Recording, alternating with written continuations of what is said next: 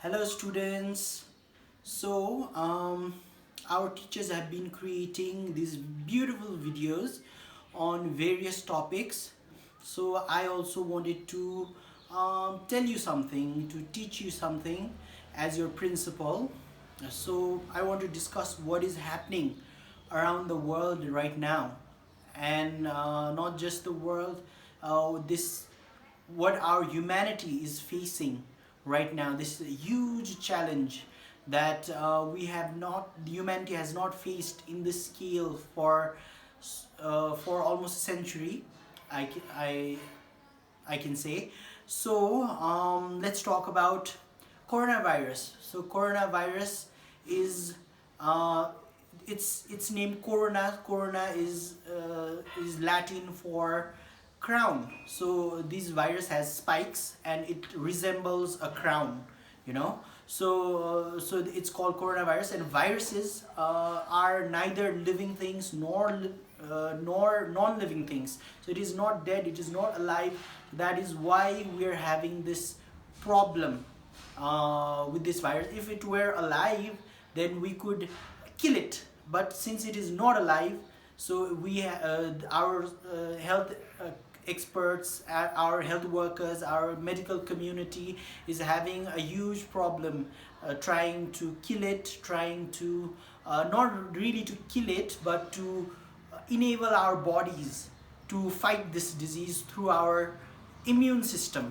So that is what vaccine does. Vaccine, it creates this, it stimulates this response from our immune system so as to fight off this virus. So that is what is going on right now. This virus has brought tremendous upheaval in the world, as you must have personally felt, as you are also in a lockdown. So lockdown, basically, this lockdowns are important as a social distancing measure, so that this coronavirus is highly infectious disease, very contagious. It spreads from 1% to 200%, from 200% to 4,000%, and so on. So within days, in a matter of days. So that is why this virus is so terrifying, because it can spread so fast, and it is very detrimental to our elderly population, whose immune systems are not as strong as those found in our younger people or even children. They call it immunocompromised people, and elderly who smoke, or who have diabetes, or who have heart conditions are at most risk of from this disease. So what is going on right now? Well, we can start from talking about Nepal. So Nepal is we don't have as many coronavirus cases or a massive outbreak because we are quite isolated from the world. So since we are in this corner, very isolated, very disconnected from the world, so these coronavirus infected people, many of them did not come to Nepal, and so there is less transmission of this disease here in Nepal.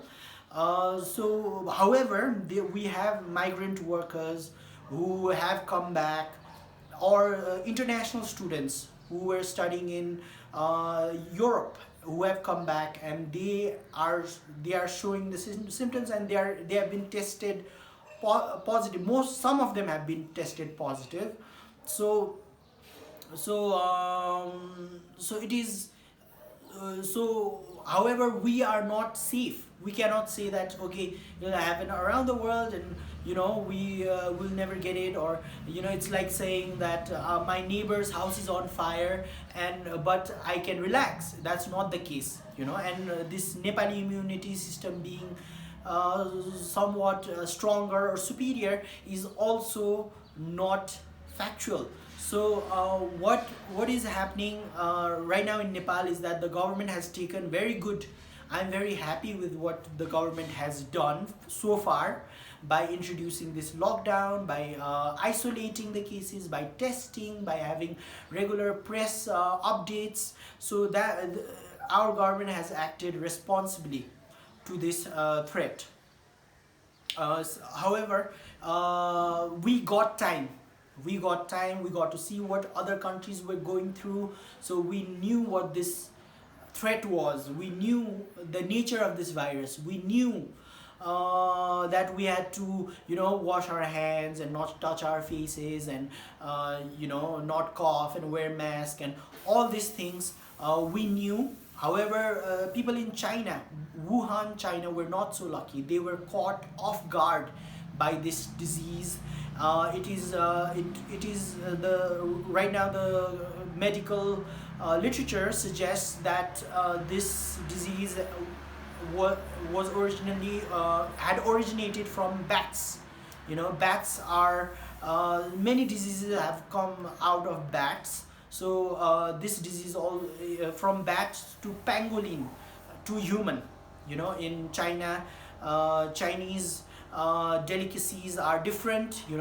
Their culture, their fooding habits are different. Their fooding culture is different. So what is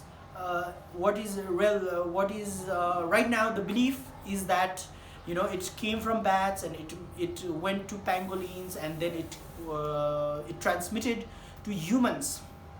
So in China they were caught off guard.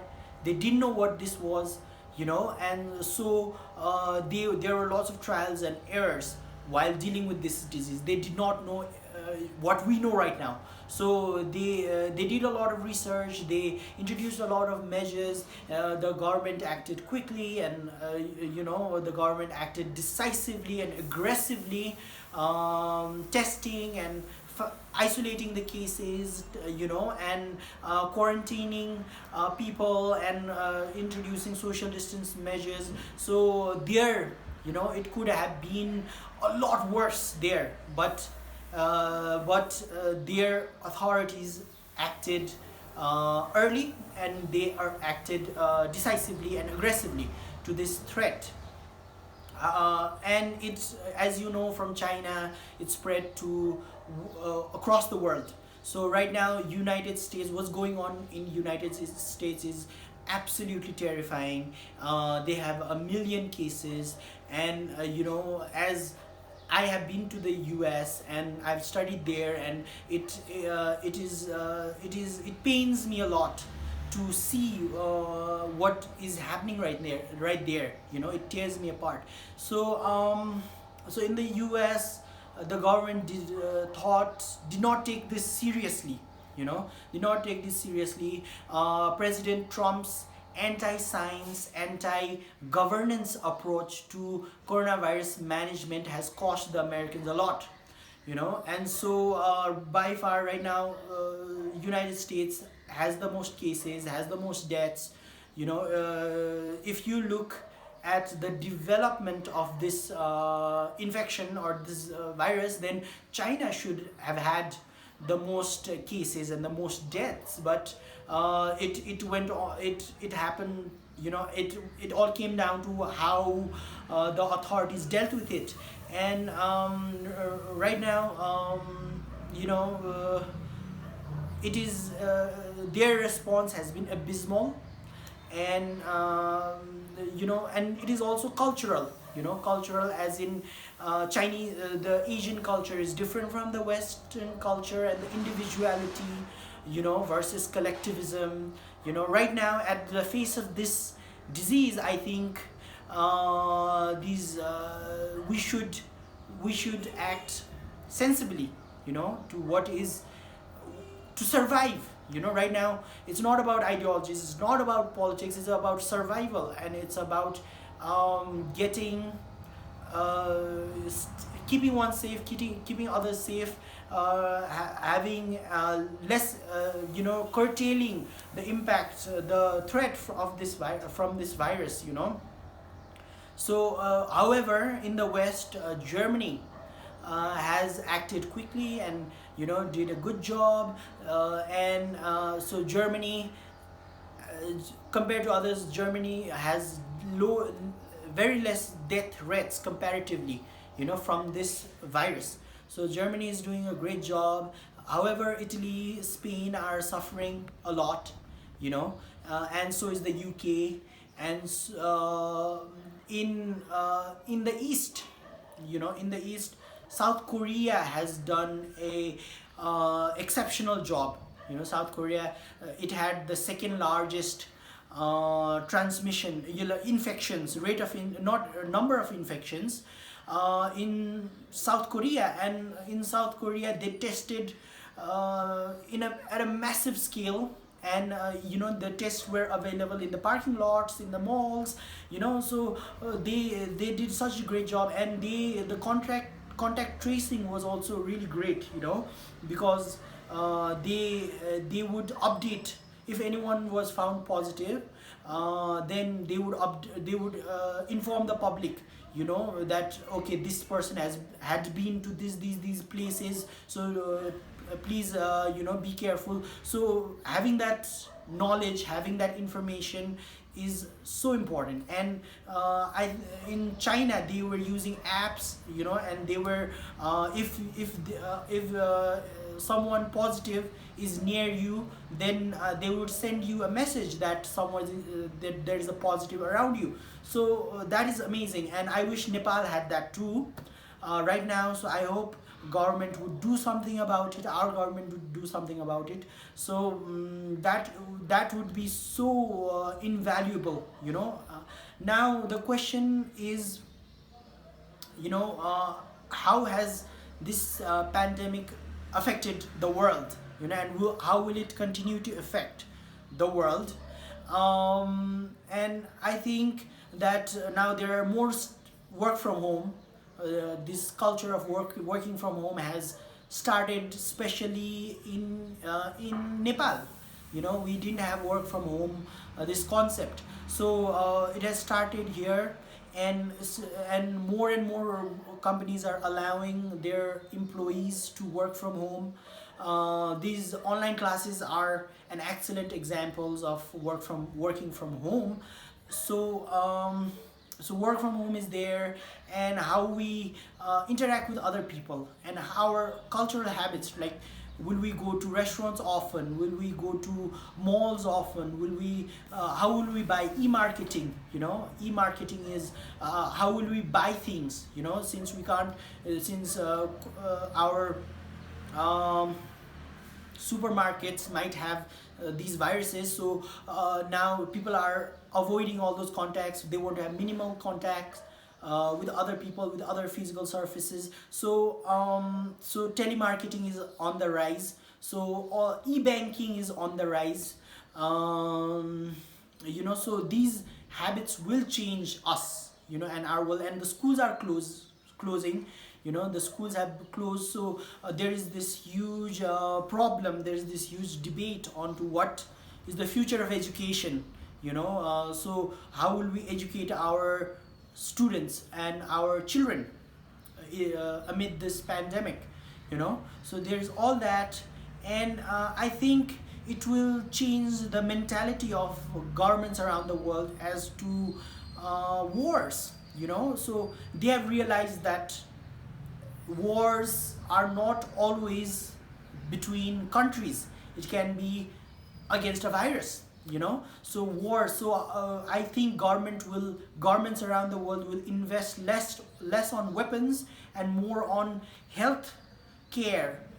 So that might change. And when you talk about the world order, the world order, there's this growing apprehension around the world that China may be on the rise. There are these conspiracy theories that China did it deliberately. It was an act of bio warfare. Well, it remains to be seen what the truth really is. Although I see less possibility that China did it deliberately. killed its own people and hurt its own economy. So but however, there is this growing apprehension that China is on the rise and China will benefit most from this pandemic. And well, if China were to be on the rise, then China's approach to the to running the world will be very different from that of the West. China does not believe in human rights. China will not abide by any rules. China will not China will not follow any principles. China will get what it wants. And so there is this growing tension as to will China be on the rise, and what China will do, how will it change. So that question is there, and if whether it is a big problem or not is remains to be seen. And China will not play fair, so that is also another big big issue there. So right now the world is changing rapidly. Within these 2 months it has changed so much. And we're there. Digital currencies is another thing that maybe that would become trendy, because the physical notes might carry the virus. So digital payments and digital currencies might become the norm. And so another thing with this is that so how long will it last? So that is the big question. And the scientific experts believe that this pandemic might not subside for another year, or another year and a half.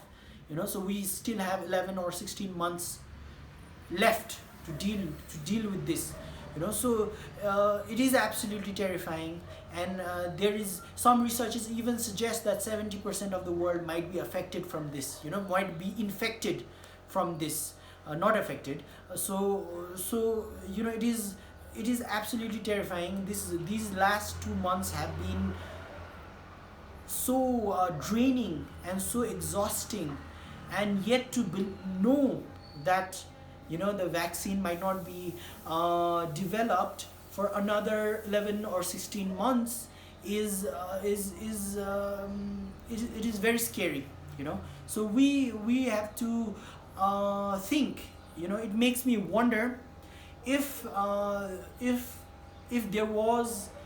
the past civilizations, early civilizations had such a problem and collapsed due to something like this pandemic, a strange virus, and new virus, and highly infectious. So it makes me wonder.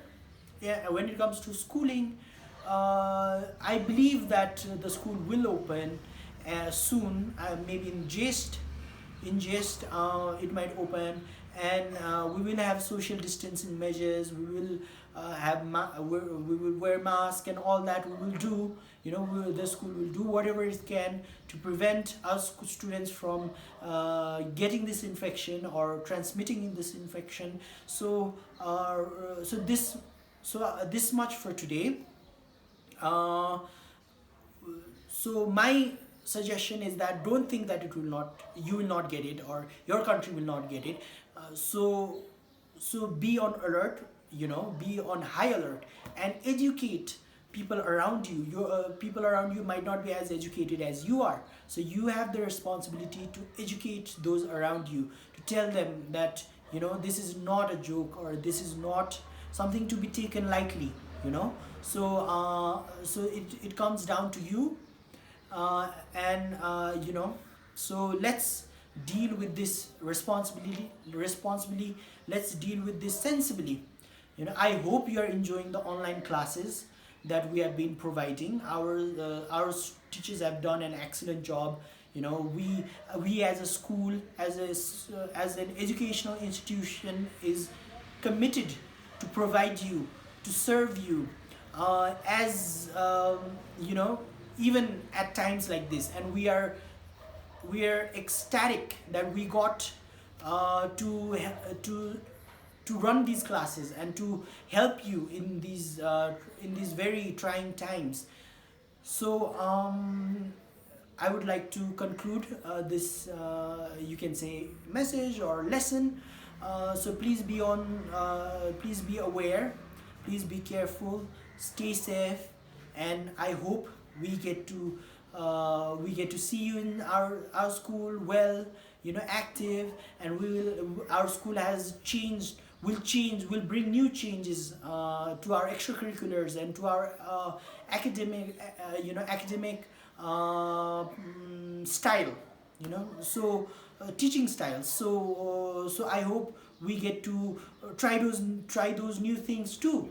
So this much for today. Thank you for listening to me.